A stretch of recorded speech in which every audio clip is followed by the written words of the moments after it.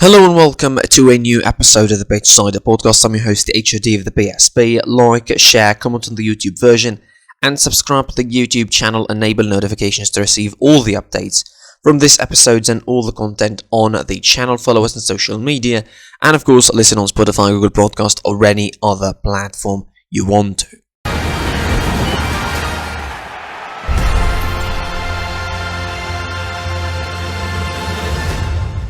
Let's kick things off from the Premier League. It was a pretty interesting weekend in round 28. Of course, one match is still to be played on Monday.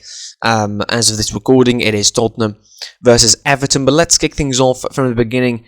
We'll speed off a little bit just to get more time to talk about the Manchester derby. Leicester City started and kicked things off on Saturday against Leeds United, defeating them 1-0. Leeds in their first game under their new coach, Jesse March. It didn't seem like there was a lot of change to the way Leeds were playing. It's just the fact that they were a little bit more defensive, a little bit more organised defensively than usual, than what they were under Marcelo Bielsa, which is at once in a good thing and a bad thing as well.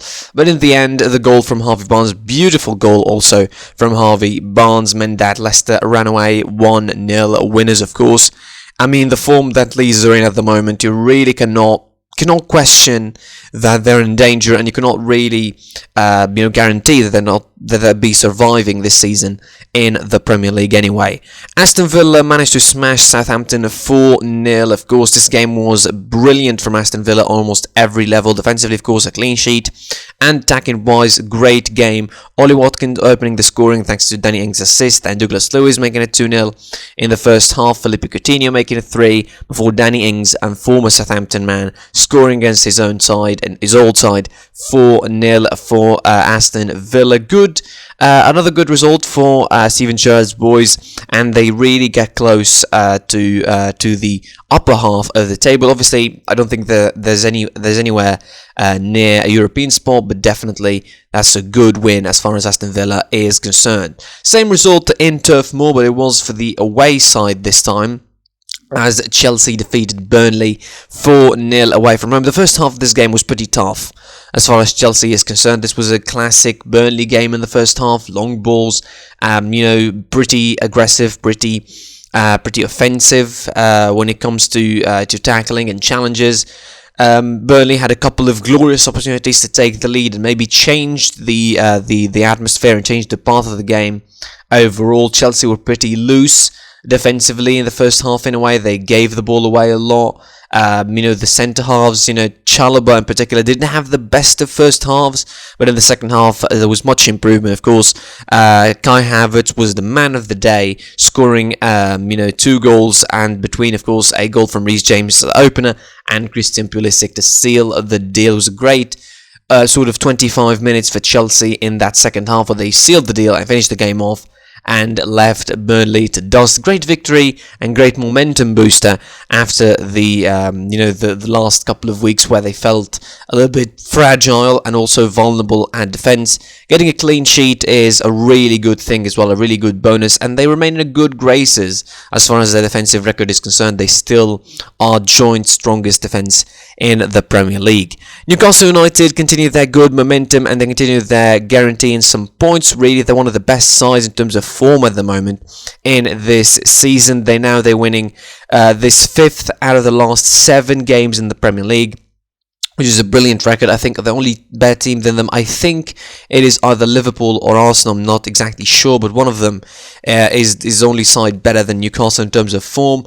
But it's a great win. That's a great turnaround, I think, altogether for Newcastle. They now find themselves 14th with 28 points. It's quite the survival and quite the change of the pace for Eddie Howe's men. Of course, Ryan Fraser opened the scoring in the 12th minute. Fabian Schär made it 2-0 inside 40 minutes. It was a great electric start from Newcastle.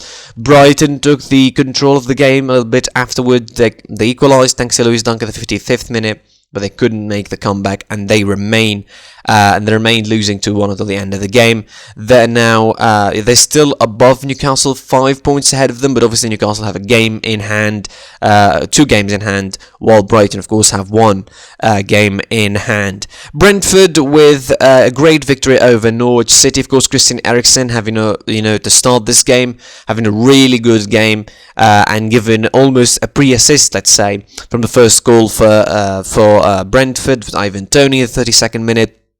Ivan Toney coming with 2 penalties in the second half, making it 3-0 and scoring a hat-trick for himself before the 92nd minute goal from Timo Pukki. Crystal Palace defeated Wolverhampton away, and the doubt period continues as far as Wolverhampton is concerned now after their loss against Arsenal.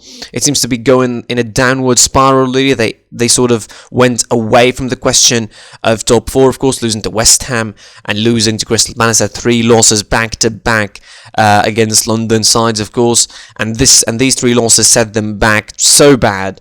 I think they are 8th with 40 points and 1 game in hand, and obviously with Tottenham having games in hand, Arsenal having 3 games in hand, both sides, I think it's going to be a pretty big gap to fill as far as Wolverhampton. It's impossible to do. Liverpool closed out things on Saturday, of course, by defeating West Ham United 1-0. It was a big game at Anfield, of course, but Liverpool, again, the urge to win, the need to win, I would say, to keep themselves in the title race, I think was stronger than everything. Although the game was harder than normal, Liverpool, let's be honest, were not at their very fluent best. It wasn't exactly the greatest or the silkiest Liverpool game you would ever see. There were some mistakes, of course. Lanzini had a glorious opportunity for West Ham to open the scoring head-to-head against Alisson, but he was too nonchalant with his finishing. He tried to lob Alisson, and Trent Alexander-Arnold cleared it off the line. A goal from Sadio Mane, which was almost denied originally, but VAR confirmed it thanks to an offside. That was the only goal of the game for Liverpool, but obviously it's a big win as far as their title credentials and title hopes are concerned, because they keep themselves in the game, and obviously they have, let's say, a pretty big advantage of the Champions League game against Inter Milan, so they really have the opportunity to rest some players, or even play on some play on first gear or second gear, really, and not exhaust themselves too much in the second leg. Obviously not exactly guaranteed, but definitely they have a big advantage heading into that second leg, and obviously they're still in the title race, so that counts as well. On Sunday, Arsenal defeated Watford 3-2, and really the 3-2 result makes the game look tighter than what it was, because it was only Arsenal, it was Arsenal playing for the better side of 90 minutes and really dominating the game and having more of the possession and all of that, but it was Watford taking advantage of the Arsenal mistakes that almost made this game tough, particularly with the equaliser from Cucho Hernandez after Martin Odegaard's open in the 5th minute. Bukayo Saka made it 2-0 inside 30 minutes, and Gabriel Martinelli made it 3-1 for Arsenal. Beautiful finish, by the way, from Gabriel Martinelli, and then, of course, the 87th second goal for Moussa Sissoko as far as Watford is concerned, but that didn't save Watford from another loss in the Premier League. This is their 18th loss this season, which is just a ridiculous number to have. Obviously, it doesn't seem like Roy Hodgson is saving anything anywhere on any time soon for Watford. And now we come to the big game. Now we come to the derby, of course, the Manchester derby. It was City versus United, and there was loads of question before this game. Obviously, the big news was that no Ronaldo or Cavani on the side, particularly no Ronaldo, because Cavani was injured and everybody knew that he wasn't there. But Ronaldo not being in the squad for the game was a pretty big blow for United, because the reports are suggesting that he wasn't injured and it was more of a dispute with Ralf Rangnick. We will not know until soon enough. We'll try to figure out what happened. But let's talk about the game itself. Obviously, the game itself was... Man United were between 2 really bad options. If they lose the game, they give the title closer to their city rivals. If they win the game, they help their main arch rivals in the English football, Liverpool, to get closer to that title and to, become even tighter of a title race. But obviously, that didn't matter. United needed to win anyway for their own good, because they needed to stay in the top 4 race. And, if you needed to know anywhere near the gap between the two sides, or the difference between the two teams.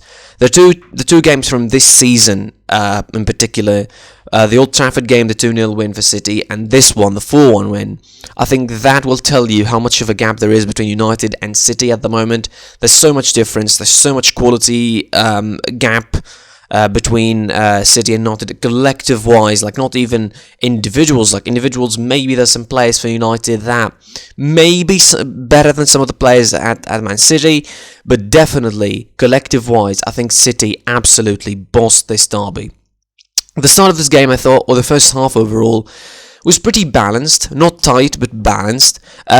City scored early, capitalising on the usual defensive, shambolic sort of pressing for Man United, where they don't know how to place themselves.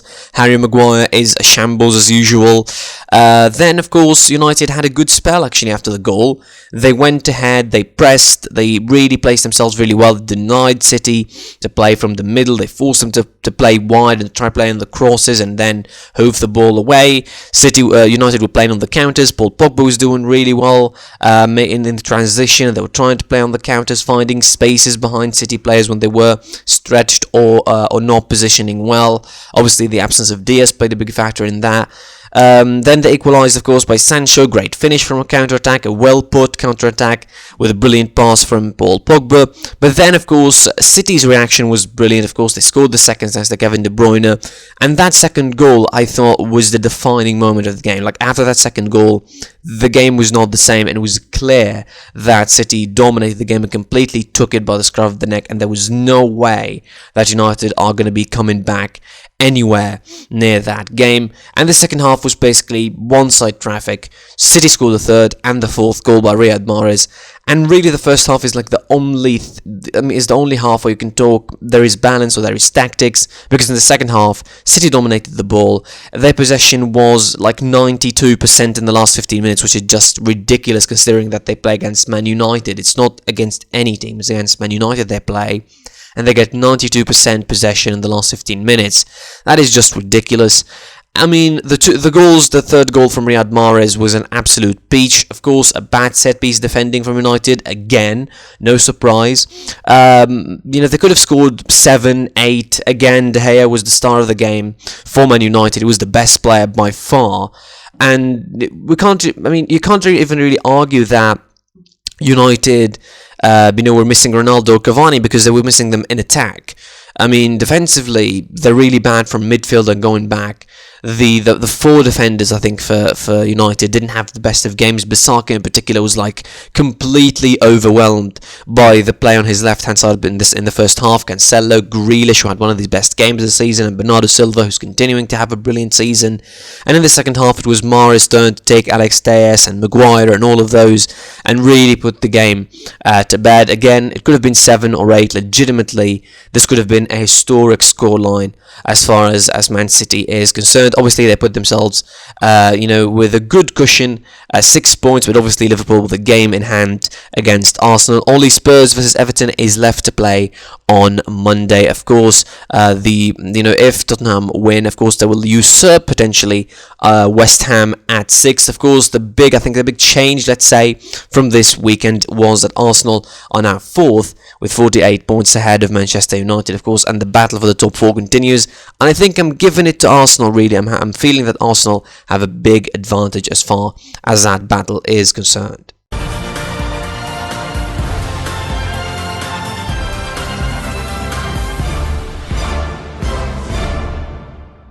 From the Premier League, let's move on to the Bundesliga, of course. And before we start, of course, Mainz versus Borussia Dortmund. The game was not played because of a COVID outbreak in the Mainz squad. So this game is going to be rescheduled for the 16th of March. That was the only change, or the only, let's say, big postponement in this week in the Bundesliga. Hopefully, there's not more of that, and hopefully we don't return to the lot of postponements that happened. A similar situation was in the Premier League, which the season is still like sort of perplexed because of it.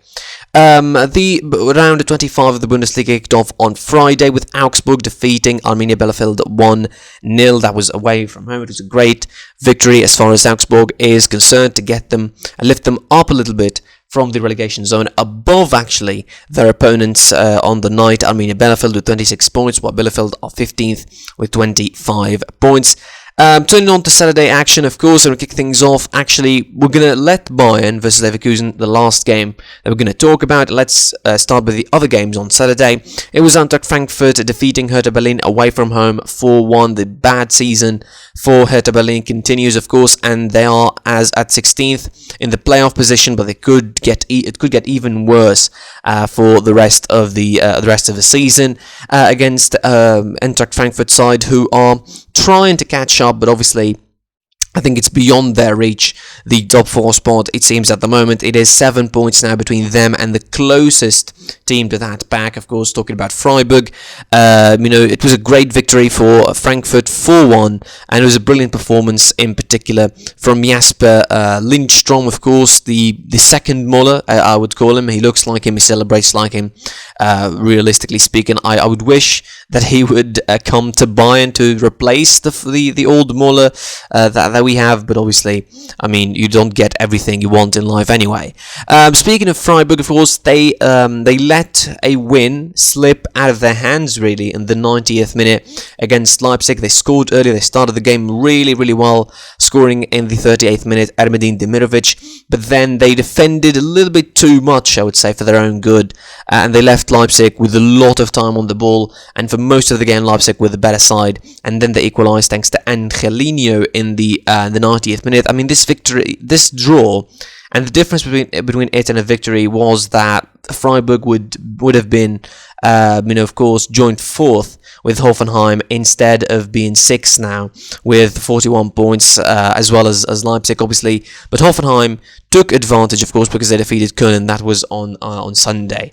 Bochum defeated Greuther Fürth in a relegation battle, of course. Bochum also better than the relegation zone, really. They're 11th with 32 points. They're feeling safe. They're really in a good form at the moment, Bochum, and they could finish in a really good position, not necessarily European or anywhere like that, but I think they could finish, 7th, 8th and 9th. It's not that far from their reach. It's 5 points between them and Union Berlin at 7th. Speaking of Union Berlin, they're back to losing ways, and against Wolfsburg, a side that had their own problems this season. This is now 4 in 5 losses as far as Union Berlin is concerned. And obviously, this doesn't bode well for them for their hopes and their dreams to get some top 4 play and get some European football next season. Wolfsburg, good for them that they won another game and they're really getting to their feet a little bit. This is 3 wins now of the last 5 Bundesliga games, which is better than the series that they were having, like 10 games winless. That is always better than that. Obviously, Florian Kohfeld's boys know that they need to rejuvenate their season. They need to finish in a good position and work on returning to European football next season, which is obviously the ultimate dream now for Wolfsburg, it seems. Borussia Mönchengladbach continued their bad ways and they lost against Stuttgart, who are fighting for relegation this season. They actually lost 3-2, and Stuttgart came back from behind after conceding a couple of goals in the first half, thanks to Alessandro Plea and Marcus Thuram opening the scoring for Borussia Mönchengladbach, leading 2-0. Wataru Endo made it 2-1, and late on in the first half, before Chris Furyk made it 2-2 and Sacha Kalajic made it 3-2 for Stuttgart, a side that is 17th on the table with 22 points, 13 losses this season, defeated Borussia Mönchengladbach and threw more dirt even on them. They're now 5 points Gladbach ahead of Stuttgart, which is a worrying gap considering the rest of the season. Considering Gladbach's form at the moment, you really cannot see, you cannot be surprised if you see Gladbach even revert more to relegation. This is now, of course, their 4th loss in the last 7. It feels like Borussia Mönchengladbach are only born or like created in the Bundesliga to just defeat Bayern, and that's it anyway. On Sunday, as you mentioned, Köln defeated, or Hoffenheim defeated Köln, of course, 1-0 away from home. Big victory as far as Hoffenheim is concerned. It has set them to 4th now, right behind Bayer Leverkusen. And speaking of Leverkusen, of course, we left it until the end. Bayern Munich hosted Bayer Leverkusen, and this was a game where I'm really conflicted about how I feel about it. I mean, on one way, the draw is disappointing. Obviously, the fact that Bayern Munich couldn't win and ahead of a game in the Champions League, this might really, hit their confidence levels, because it's not exactly the fact that they'll be worrying about the Bundesliga, because I don't think they will worry about the Bundesliga, but the fact is the worry is about the Champions League. The game against Salzburg, I still believe firmly that Bayern will get through to the quarterfinals, but clearly it's what's next that is worrying. If Davis and Goretzka are not returning anytime soon, you really start to worry how you're going to manage your lineup, your limited lineup, your depleted squad that already has, Goretzka out, Davis out, and Lucas Hernandez probably is not going to be available for the Salzburg game. Then you have Tolisso injured as well. And you have loads of variables you can play to. Muller just returned from COVID isolation, and he didn't look that good. Not just because he scored the own goal for the equaliser, but he didn't look that good. He gave the ball away. There was some serious bad performances from the likes of Upamecano. And I thought Gnabry was not that great. Richards did fine on the left-hand side, but again, the three at the back just doesn't work for Bayern. It simply doesn't work, and if Julian Nagelsmann didn't see it up to now, I don't know what else he's waiting for. I don't think it works at all. And the fact is, Bayern Munich, I don't think they will replace it anytime soon as long as Davis and Goretzka are not there. And credit to Leverkusen, they really played to their abilities. They capitalized on the mistakes that Upamecano was doing and the giveaways that he was doing. They had great opportunities in the first half to sort of change the momentum of the game and sway it towards them and make it like at least 2-1 in the first half. For them. The first half ended 1-1, and the game was basically one-way traffic in the second half, with Bayern trying and, let's say, panicking, trying to score, Leverkusen trying to hit on the counter. They almost had in a couple of occasions, and they didn't manage to. It was a real kick in the groin, I would say, as far as Bayern Munich not being able to win this game. Again, this is not worrying for this game or for the season in terms of the Bundesliga. It's worrying for the Champions League and how they will continue in the rest of that competition.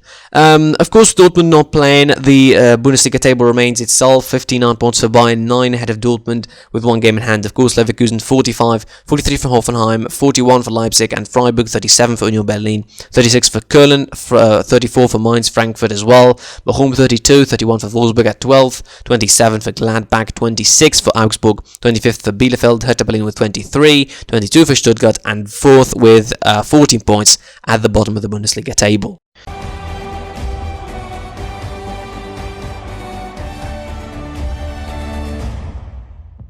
Moving on to La Liga, and round 27 of La Liga kicked off with a disappointing, I would say, draw at the very least, as far as Sevilla are concerned, drawing goalless against Deportivo Alaves, missing yet another opportunity to catch up on Real Madrid. And not necessarily that it worked out in the grand scheme of things. Now it's 8 points. And let's say pretty much it's a done deal by this point that Sevilla are not going to be competing for the title anyway, and that Real Madrid are going to be winning their 35th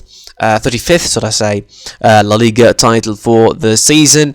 On Saturday, it was Osasuna defeating Villarreal. Surprisingly, it was a win for Osasuna against Villarreal in a game that it didn't dominate. Obviously, Villarreal were the better side, but of course, it was Chimi Avila in the 63rd minute coming in with the goods for Osasuna. Espanyol defeating Getafe 2-0 in Catalonia. Of course, 2 goals from Leandro Cabrera and Eric Cabaco for Getafe in his own net. Valencia defeated Granada 3-1. It was on Saturday. It was a brilliant victory for Valencia. It was all about set pieces as far as Valencia is concerned. Two headers from 2 fouls and a penalty from Carlos Soler to score the 3rd goal. And obviously, even the goal that Granada scored was an own goal from Hugo Guillamon in the 56th minute. And on Saturday night, of course, it was the first of the 3 big games that we're going to focus on. It was Real Madrid versus Real Sociedad. Now, Ancelotti obviously played almost the same players that he would have played against PSG, which is a big question mark, in my opinion. Why you would do that? Why you wouldn't play the guys that he would play against PSG. He played almost the players that they want. Obviously, for Mendy, Casemiro. I mean, it was an opportunity to test the waters for Ancelotti, but he didn't do so.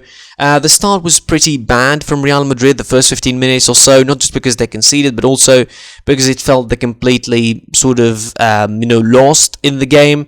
Sociedad were playing almost a good block, a medium block.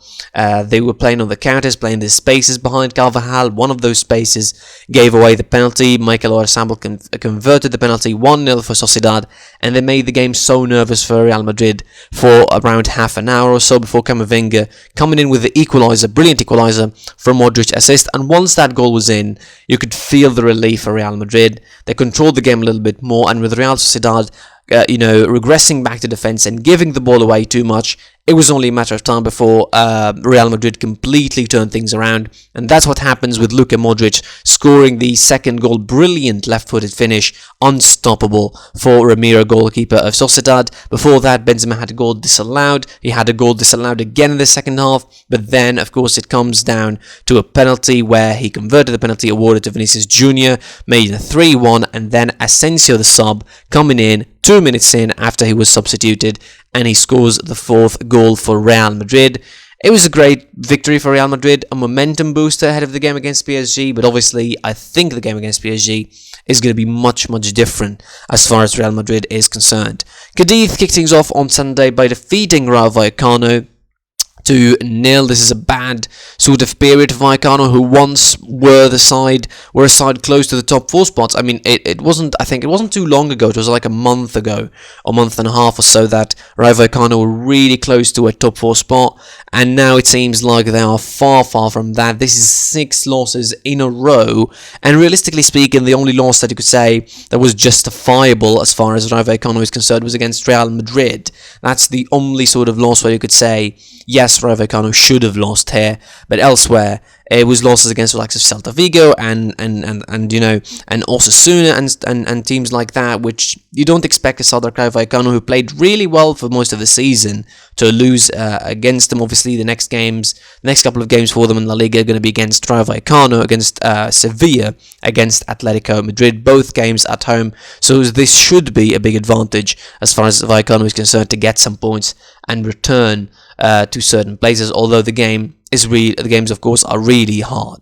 Barcelona turned things around against Elche. It was not the best of performances in the first half in particular. They missed a couple of opportunities. This game showed the best and the worst, I think, out of Barcelona. We saw the best of their attacking abilities, and we saw the best of their sort of heart and will to return to the game. And also we saw the worst out of their defending and the way they were positioning themselves on the pitch and all of that. The giveaway for the goal for Pedri, giving away straight to Fidel, who didn't miss and scored the opener. There could have been a couple more goals for Elche in the first half, but they were saved, I think, by the sort of recklessness of Elche players in finishing and rushing things around. And in the second half, Barcelona turned things around and finally managed to do it. It was Ferran Torres equalising and finally scoring, although it was an easy goal. It was basically a tap-in inside the 6-yard box. And then, of course, Memphis Depay coming in with the second goal from a penalty. A very dubious handball, I would say, but a penalty anyway was awarded. It was 2-1 for Barcelona, and a great win as far as the Catalan is concerned, to get them now to third on the table with 48 points, capitalising on the result later on. Celta Vigo defeated Mallorca in a crazy game 4-3. Of course, Mallorca thought they had it equalised and thought they had the point late on in the 87th minute when Salva Sevilla scored the third goal for them, but Iago Aspas converted a penalty in the 97th minute to make it 4-3 for Celta Vigo, against Mallorca. And then, of course, in Benito Villamarin, it was a classic Atletico Madrid game. They win 3-1, but again, why it was a classic? Because they sat back, they defended, they were not the better side. They were not the side with most possession. Betis were better, expectedly, I would say. But in the end, it was a classic Atletico Madrid game, sitting in the back and playing on the counter. That's how Atletico Madrid wanted to do it, and they did it. Anyway, 3 goals coming almost copy of each other, really. Attacking on the left-hand side, cutting back. Joao Felix is there to score on a couple of occasions, and it was Lemar on the third occasion. Great victory for Atletico Madrid. 4th of the table now, and they changed the complexion of the top 4 battle now. Betis, with this loss, go down to 5th. and I think it's going to be pretty hard for them to catch up because Barcelona are in a good form, Atletico are in a good form, and unfortunately for them, it seems that it will be sufficient or convincing or content with the Europa League again for next season.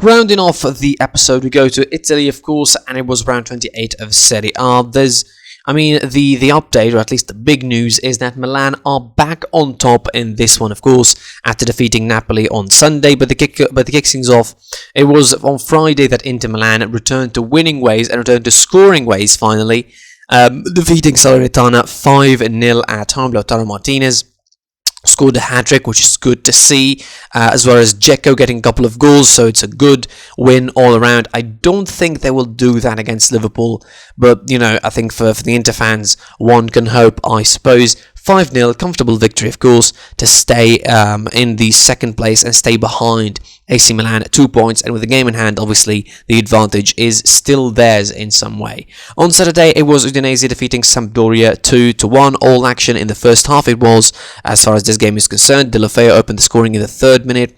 Udogie made it 2-0 for Udinese in 12th minute, and Caputo immediately made it 2-1, scoring for Sampdoria's only goal for the game to make it 2-1 for Udinese. Roma defeated Atalanta 1-0. It was a tight game, and it was a red game because Martin de Roon and Mkhitaryan saw red late on in the game. Each team had a man sent off, but the victory goes to Atalanta, of course, with Tammy Abraham's goal in the 32nd minute. He's been having a brilliant season as far as Roma is concerned under Mourinho, and obviously this is his 23rd contribution of goals this season in all competitions, which is ridiculous. He has 13 in Serie A, and he has 6 in the Conference League, as well as a couple of goals in the conference, in the Coppa Italia, and also 4 assists for his name, which is really impressive for the player and justifies why Mourinho wanted him so bad in his side. Lazio defeated Cagliari 3-0, although they had one man down late on, with Adam Marusic seeing red late in the game, but obviously the game was settled already by then, and it was 3-0 for Lazio away from home. Brilliant victory thanks to Ciro Immobile from the penalty spot, Luis Alberto and Felipe Anderson. On Sunday, a couple of goalless game between Genoa Empoli and Bologna Torino, 0-0 results. Then Fiorentina drawn against Hellas Verona, 1-1 again. Action in the first half in this one. Christoph Piontek opened the scoring for Fiorentina in the 10th minute. Then Gianluca Caprari made it 1-1 in the 20th minute, and they shared the points of this game. Venezia lost to Sassuolo 4-1. 3 penalties were awarded in this game for Sassuolo, and 1 was awarded for Venezia, but it was missed. Obviously, 4-1 it ended. Giacomo Raspadori opened the scoring for Sassuolo. Then Domenico Berardi made it 2-0. Scamacca from the penalty spot made it 3-0, and Domenico Berardi returned again to score the 4th as Thomas Henry scored the only goal for Venezia. Juventus defeated Spezia 1-0, and again it was the usual classic Allegri 1-0 scoreline. They score the goal thanks to Alvaro Morata, and then they revert back to defending. I don't know why they would do that against Spezia of all people. They're still better than them, even with the injuries or the absentees they would have. Chiellini, Chiesa, Alexandro. There was no McKennie, Bonucci. McKennie is out for the season, by the way, which is a big loss, I would say.